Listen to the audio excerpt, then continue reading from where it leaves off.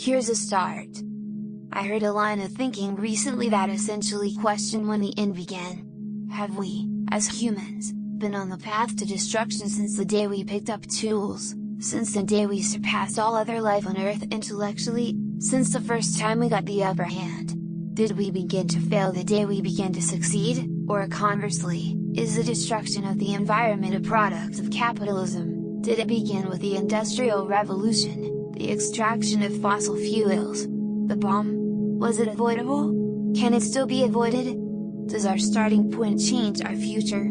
This world is unlike anything the past could have prepared us for. Everything solid is melting to air. Utopia and dystopia look a lot the same from here. Layer upon layer of conservation, deconstruction, history, technology, nature, security, profit, insecurity. Are we for, or against us? Can humanity be saved, and the world along with it, or do we have to make a choice? This is not an abstract discourse, but a guide to action, drawing from the lessons of past failures and successes. The EIC rejects all absolute schemes and concepts, and appreciates that we can set no definite final goals for human development, but can only contemplate an unlimited perfectibility of social arrangements and human living conditions, which are always straining after higher forms of expression, based on new understanding, new insight. The lessons of history teach us a good deal, but nothing more clearly than the fact that we often remain quite unaware of the forms of oppression of which we are victims, or sometimes agents, until social struggle liberates our consciousness and understanding.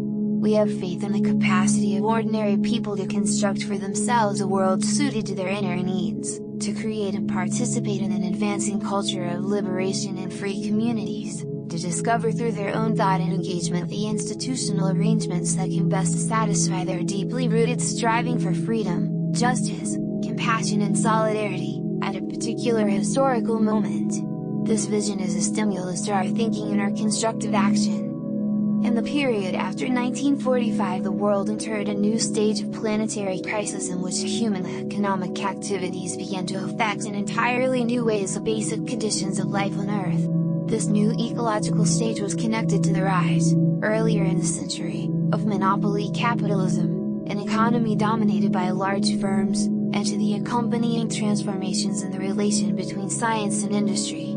Synthetic products that were not biodegradable, that could not be broken down by natural cycles, became basic elements of industrial output. Moreover, as the world economy continued to grow, the scale of human economic processes began to rival the ecological cycles of the planet, opening up as never before the possibility of planet-wide ecological disaster.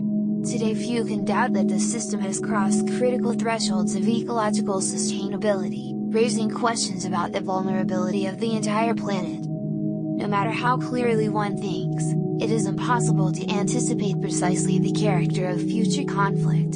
The key is to not be so far off the mark that it becomes impossible to adjust once that character is revealed. The world must be changed. Here's another start.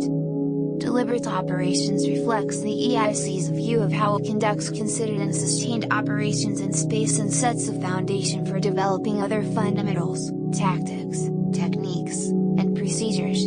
These operations are designed or spontaneously realized to reveal or conceal certain features of the environment.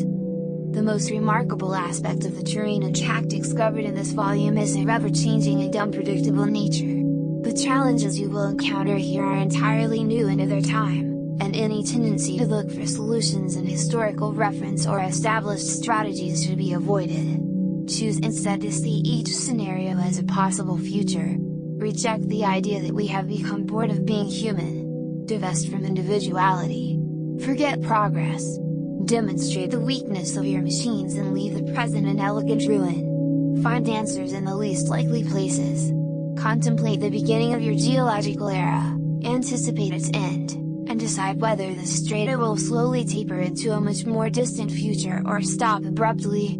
The following pages address the possibilities and pitfalls of life in a no-analog state. For these records to mean anything, they must come alive in classrooms, homes, workplaces, public spaces and daily practice. Learn from them, adhere to them, and continue to help us adapt them to the complex and competitive environments in which we operate. Victory starts here.